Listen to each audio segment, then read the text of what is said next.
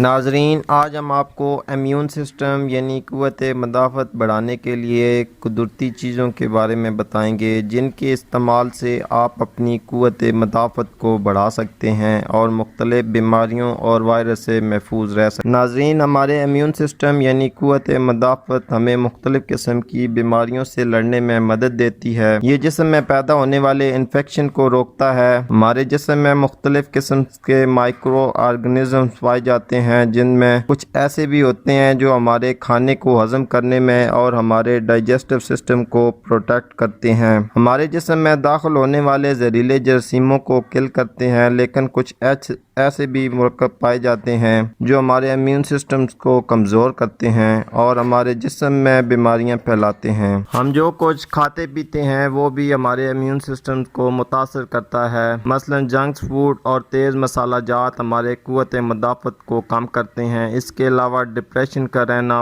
بہت زیادہ ادویات کا استعمال کرنا اور ورزش، محنت مشقت نہ کرنا ہمارے امیون سسٹم کو کمزور کر دیتا ہے۔ اس لیے ورزش یا ہارڈ ورکنگ کو اپنا معمول بنائیں اور ساتھ ہی ہمارے بتائی ہوئی چیزوں کا استعمال کریں تو بہت جلد اپنی قوت مدافعت کو بڑھا سکتے ہیں۔ سب سے پہلے لہسن قدرتی طور پر ہمارے امیون سسٹم کو بوسٹ کرتا ہے اور یہ ہمیں مختلف قسم کی بیماریوں سے لڑنے میں مدد دیتا ہے۔ اس میں اینٹی بیکٹیریل خصوصیت پائی جاتی ہے۔ اس میں میگنیشیم وافر مقدار میں پایا جاتا ہے جو ہمارے جسم میں زہریلے مادوں کے خلاف لڑنے میں مدد دیتا ہے۔ اس لیے روزانہ صبح و نہار منہ 1 سے 2 جوے لہسن کے پانی کے ہمراہ استعمال کریں۔ دوسرے نمبر پر ہے دہی۔ روزانہ ناشتے میں 1 کپ دہی کھانا ہمارے لیے بہت مفید ہے۔ دہی میں ایسے مرکب پائے جاتے ہیں جو ہمارے جسم میں زہریلے مادوں کو کل کرتے ہیں اور ہمارے امیون سسٹم کو بوسٹ کرتے ہیں۔ دہی ہماری ہڈیوں کو مضبوط کرتا ہے اور ہماری آنتوں اور معدے کے متعلق امراض کو دور کرتا ہے۔